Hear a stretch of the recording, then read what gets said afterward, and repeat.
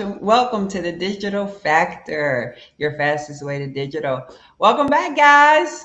Hey Hey, there. Kelly. Back. Hey, Hey, guys. episode 7. Yeah, finally. Yay. Yeah, Lucky seven. finally. Feels like it's been a journey, but we got there. Mhm. So, I'm Kelly Biggs, and I'm joined by three of my great colleagues, Vic Sharma, John Maniatis, and last but not least, Jim Filatico. Hey guys, good to see Hello. you. Hey, Nice to Kelly. see you too. Yeah. So, in keeping with what we've been doing, I am going to turn moderatorship, if that's a word, over to Yes, Vic ma'am. Sharma. Vic, tell the good people what you're going to talk All about right. today, Excited sir. to be here. Oh, So, wait, before I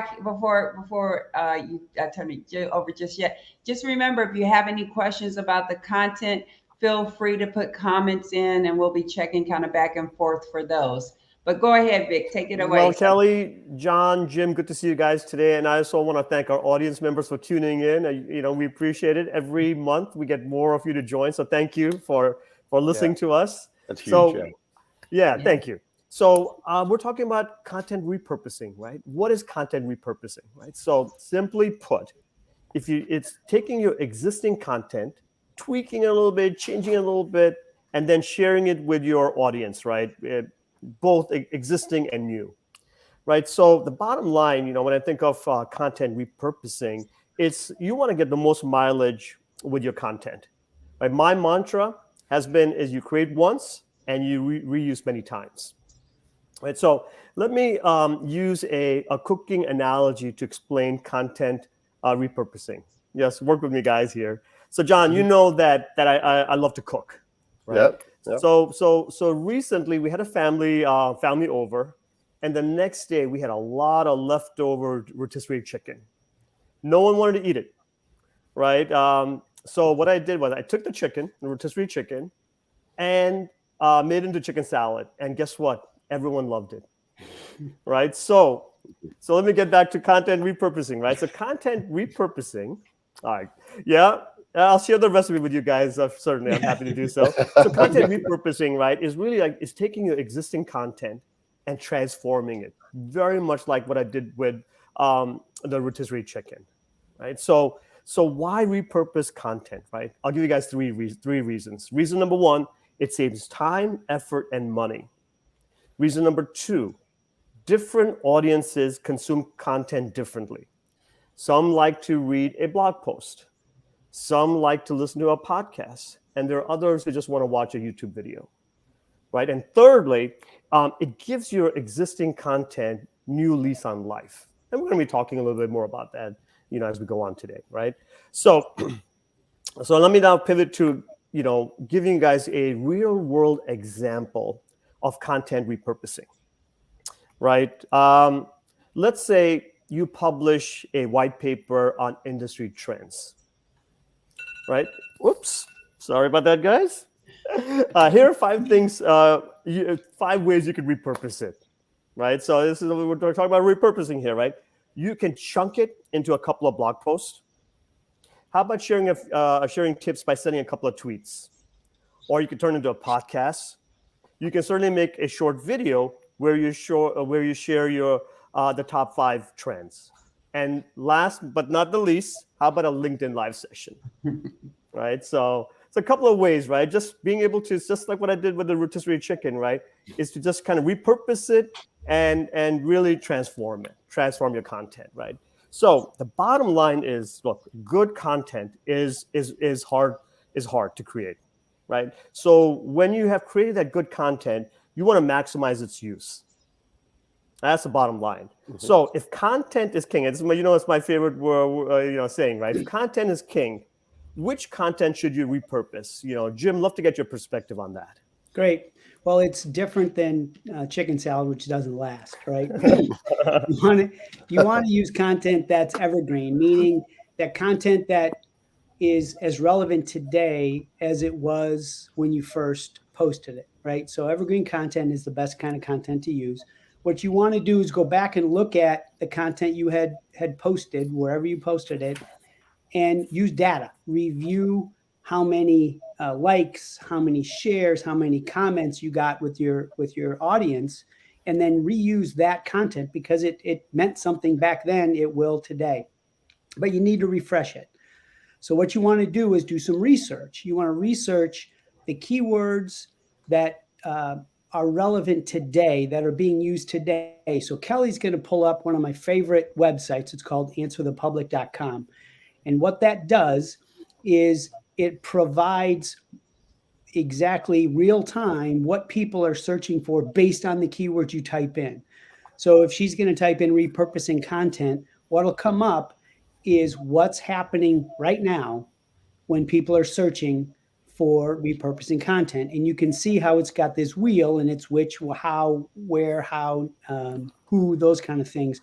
So those are the help that you can get to start refreshing your content. You can use that information on Answer the Public to repurpose and to improve upon the old content you had. From there, what you want to do is create a strategy, define what you want to do based on the new information you got from Answer the Public, along with your past content, and focus on the persona that you're really trying to get to, and work on either their pain point or their need, and then use that to refresh and repurpose that content and reuse it. So it's not like it's just repost, but it's adding to it and giving it more strength to reuse it. So that's kind of where I think the content you should use. I think, Kelly, you've got some more detail. Yeah, I do. So one, love Answer the Public. If you guys don't know about it, you should use that to get into the minds of your customer. It's a great tip, Jim. Thanks for sharing that.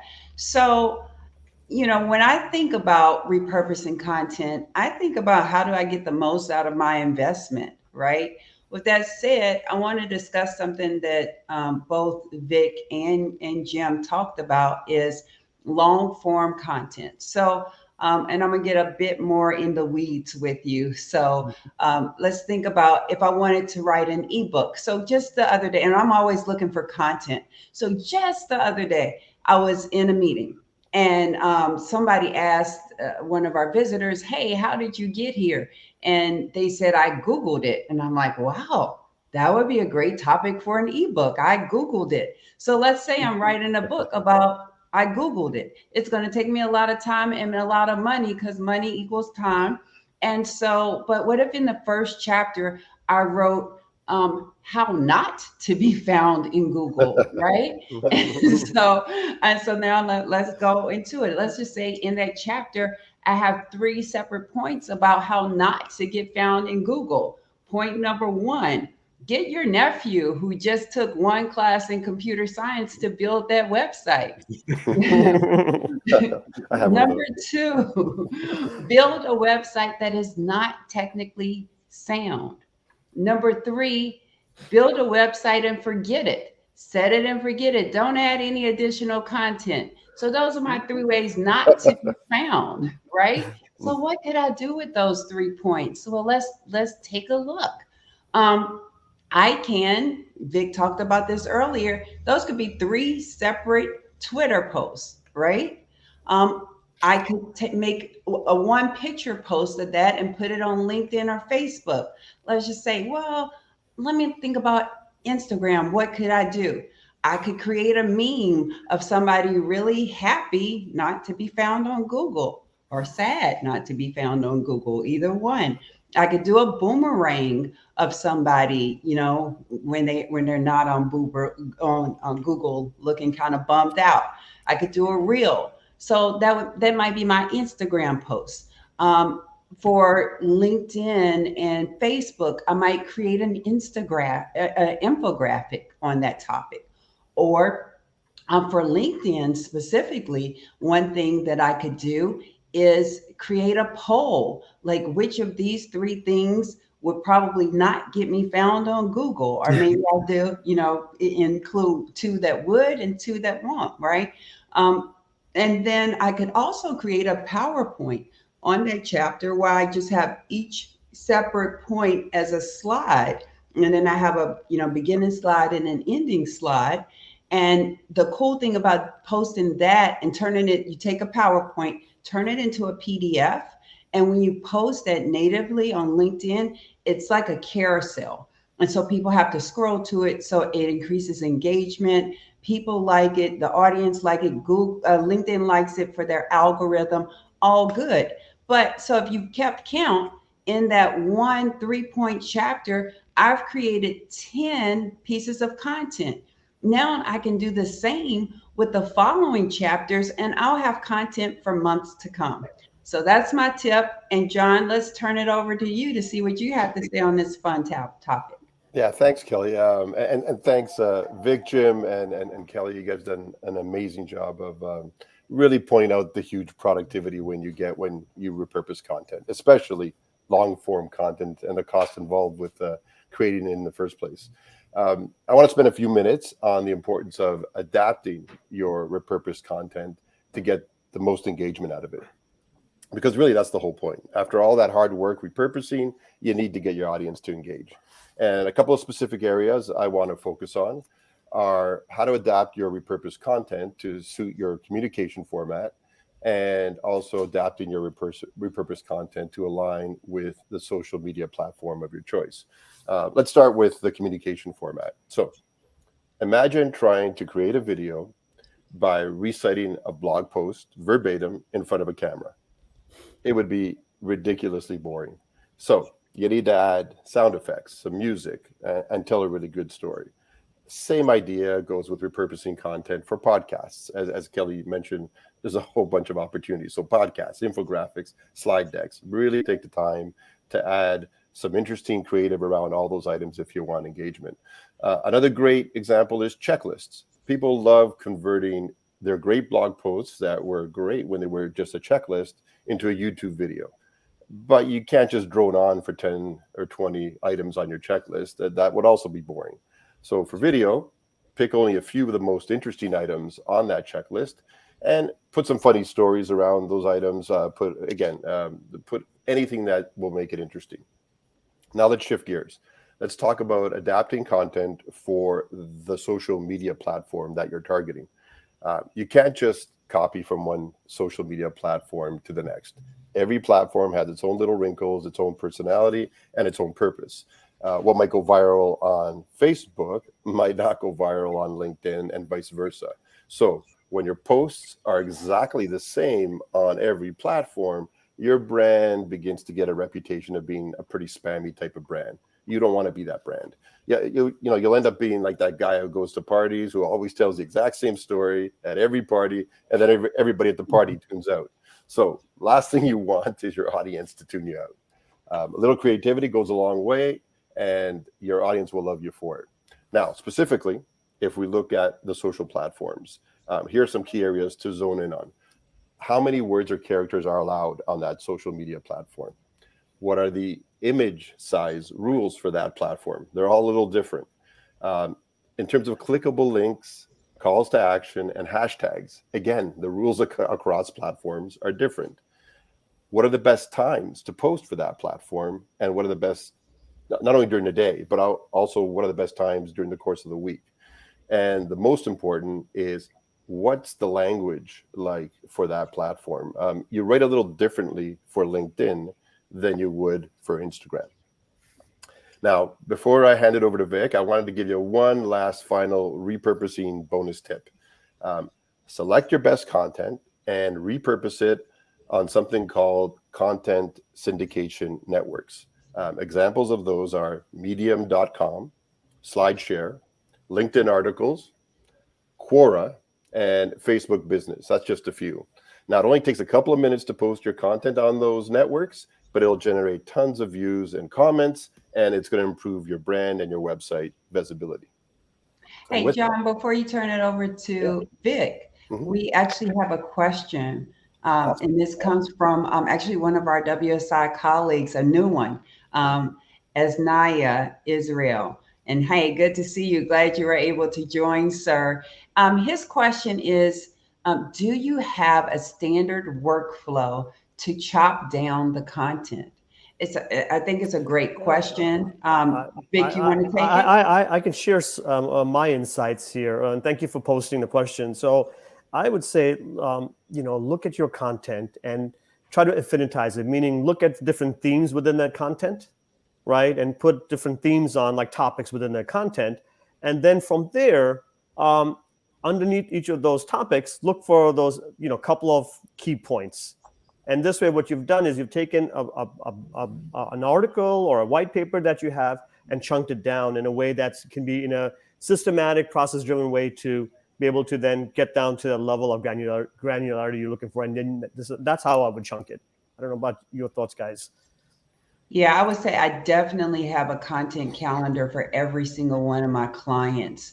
And then, so if there is an ebook, I'm always like, okay, with the ebook, what are we focused on this chapter? And I forgot to mention, when you do an ebook, make sure you save those table of contents, because to me, that's exactly what you just talked about. The table of contents ends up becoming your holy grail for content for months, if not years to come, right? So I do it monthly. And the reason I do it monthly, there are some things that I'll plan out for the year that I know that are coming up, but especially it depends on how ever changing or how cyclical my client's business is. It's something that I might think, today is relevant, 6 months from now is not. So typically for me, a month, unless they have a big event planned, is about as far as I want to plan out. I don't know if Jim or John, you have any thoughts here. I just wanted to add, based on what I was talking about with social media platforms, even though it's tricky to post on social media platforms and you have to be on top of all their little quirks and wrinkles, you should do it every time. You should really take advantage of as many of those social media platforms as you can and plan it on a calendar. Really spread it across your calendar and make sure you use them all, because there's obviously, we know the eyeballs on each of those social media platforms. Take advantage of them as much as you can.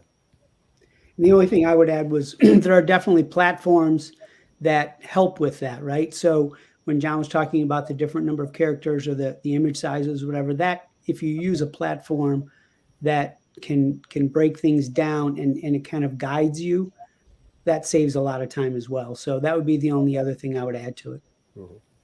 Yeah. Well, Vic, I think we can turn it back over. And John, Sure. Hopefully we answered the question. It's been fun watching John, because he has a special guest going back and forth. Yeah. Sorry about that, guys. It's a busy day in the Maniatis household today. All good, John. So, guys, really some great gems you guys shared, right? Great insights, right? And really on great tips on how to repurpose content. And look, writing content. It's a major investment that you've made, and you want to get the most mileage out of it, right? So a couple of things that resonated, just to kind of summarize and encapsulate what we talked about, right? A couple of things that resonated with me, right? The use of data to measure which content is having the most impact, right? And so that gives you a lot of insights on what your audience is most interested in. And the importance of being creative, and Kelly, you shared those great tips there. Same thing with you, John, like, talking about how, being creative and when repurposing content. And the importance then finally of being strategic when you develop content, right? And kind of baking that repurposing right from the start. Always think, right? Do your planning first. Where are you going to publish this? How are you going to, slice and dice it, and put that into the content from the beginning. So with that, Kelly, I'm going to hand it back to you. That's fine. I think everybody is probably a little hungry after this. Maybe we'll see a chicken salad up. I'm setting a virtual chicken salad. And Jim, with all those preservatives in that chicken, I think that salad will last for a while. You've been going a long time. Hey guys, don't forget, if you have any comments, go ahead and post them. And if not, if we don't get to them now, we'll get to them later.